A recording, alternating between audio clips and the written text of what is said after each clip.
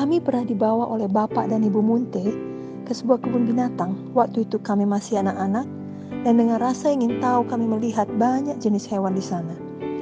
Tapi satu hal yang mirip di antara mereka, walau jenisnya berbeda-beda, kebanyakan hewan tersebut berada dalam kurungan atau kandang besi. Masing-masing mereka tidak bisa keluar dari kandang atau penjaranya itu. Apapun yang terjadi, hewan-hewan tersebut tidak bisa keluar dari kurungannya. Saat ini saya berpikir alangkah baiknya bila kita setiap anak Tuhan hidup di dalam penjara iman. Bukan penjara kemiskinan, bukan penjara kutuk dosa, tetapi sebaliknya penjara iman yang asalnya dari firman Tuhan. Sehingga apapun yang terjadi, kita tidak keluar dari iman kita terhadap firman Tuhan. Tidak dapat disangkal hidup kita pasti akan mengalami banyak masalah, bahkan aniaya selama di dunia ini, baik dari luar maupun dari dalam. Walau kita seorang anak Tuhan yang mengasihi Tuhan dan melayani Tuhan, kita tidak kebal dari semua persoalan yang ada di dunia ini. Kita juga mengalami ancaman kesehatan, mengalami pergumulan-pergumulan lainnya. Namun di tengah semua hal tersebut, sebaliknya dari kita khawatir, takut, kecewa atau putus asa, mari kita berpegang teguh pada iman kita terhadap Tuhan Yesus dan firman-Nya. Dan kita tahu bahwa iman timbul dari pendengaran akan firman Tuhan. Perlu sekali kita membuat komitmen untuk terus mengisi hati dan mulut kita dengan firman Tuhan. Bukan dengan semua hal-hal lain yang tidak membangun iman kita. Ini adalah pilihan kita setiap hari. Tuhan selalu memberi kehendak bebas kepada kita.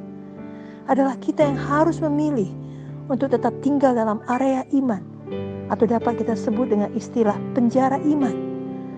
Kalau kita sudah bisa mengontrol segala sesuatu, tentunya tidak lagi dibutuhkan iman. Kalau kita bisa memprediksi masa depan dan memastikan yang berjalan seturut keinginan kita, tidak perlu iman. Tapi justru hidup ini seringkali membawa kita kepada hal-hal yang tidak kita inginkan, hal-hal yang tidak kita mengerti. Karena memang kita tidak pernah memiliki kendali penuh atas semua hal. Sebabnya tiap hari kita perlu hidup dengan iman. Jika ternyata di dalam hidup ini kita mengalami banyak hal, misalnya pasangan kita mengkhianati, anak-anak kita tidak mendengarkan ajaran kita, bawahan kita memberontak, atasan kita menekan kita, bisnis kita tidak berhasil seperti yang kita rencanakan, atau bahkan ancaman virus yang terjadi secara global saat ini, dan banyak contoh hal lain lagi yang dapat terjadi dalam hidup kita yang berada di luar kendali kita. Sesungguhnya hanya di dalam imanlah terdapat kedamaian sejati bagi kita, walau apapun yang sedang terjadi di sekeliling kita atau kepada kita. Karena hati kita tahu bahwa Tuhan Yesus tetap memegang kendali atas seluruh hidup kita.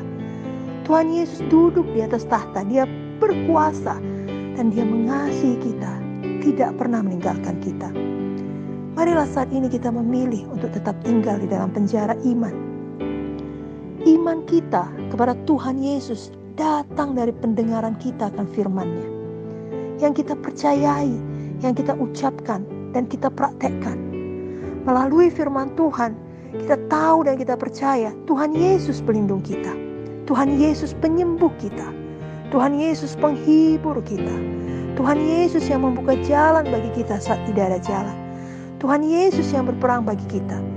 Adalah tangan kanan Tuhan Yesus yang memegang kita dan menyelamatkan kita.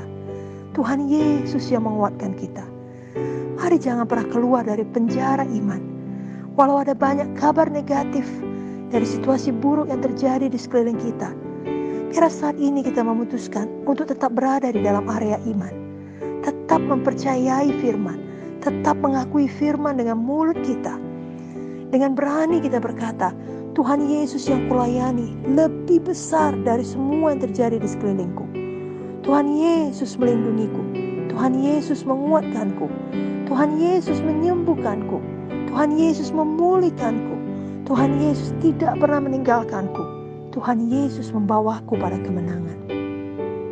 Kita baca, kita renungkan, dan kita hidupi ayat firman Tuhan yang sesuai dengan keadaan yang kita hadapi sekarang. Kita ingat dan kita hafalkan sampai menjadi rema bagi kita. Misalnya kita ingat firman di dalam 2 Timotius 1 ayat 7 yang berkata, sebab Allah memberikan kepada kita bukan roh ketakutan, melainkan roh yang membangkitkan kekuatan, kasih, dan ketertiban. Atau Yesaya 54 ayat 17 yang berkata, setiap senjata yang ditempa terhadap engkau tidak akan berhasil. Dan setiap orang yang melontarkan tuduhan melawan engkau dalam pengadilan akan engkau buktikan salah. Inilah yang menjadi bagian hamba-hamba Tuhan dan kebenaran yang mereka terima daripadaku. Demikianlah firman Tuhan. Jika kita membutuhkan kesembuhan, maka kita ingat, kita renungkan, kita ucapkan ayat firman Tuhan yang membangun iman kita untuk kesembuhan. Seperti dalam Mazmur 103 yang berkata, Tuhan yang mengampuni segala kesalahan kita, Tuhan yang menyembuhkan segala penyakit kita. Atau di dalam Mazmur 107 ayat 19-20 yang berkata, maka berseru-serulah mereka kepada Tuhan dalam kesesakan mereka, dan diselamatkannya mereka dari kecemasan mereka. Disampaikannya firman-Nya dan disembuhkannya mereka, diluputkannya mereka dari liang kubur. Bahkan walau kemudian belum langsung kelihatan ada perubahan dengan mata badani, tetaplah di dalam penjara iman. Jangan keluar dari penjara iman, jangan menyerah. Tetap ucapkan firman Tuhan, tetaplah teguh percaya. Karena kita tidak bersandar pada indera kita atau perasaan kita, melainkan tetap kepada iman terhadap firman Tuhan. Yesaya 55 ayat 11 mengatakan, firman Tuhan tidak akan kembali dengan sia-sia.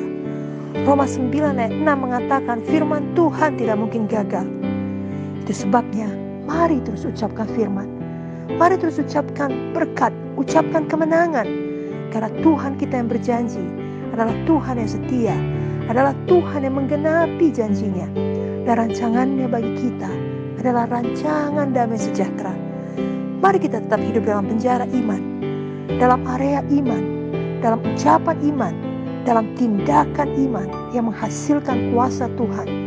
Maka dunia di sekeliling kita juga akan ikut diberkati, melihat hidup kita yang berbeda dengan mereka. Biar justru di saat seperti sekarang ini, terang Tuhan memancar dari kita sebagai anak-anak Tuhan. Amin.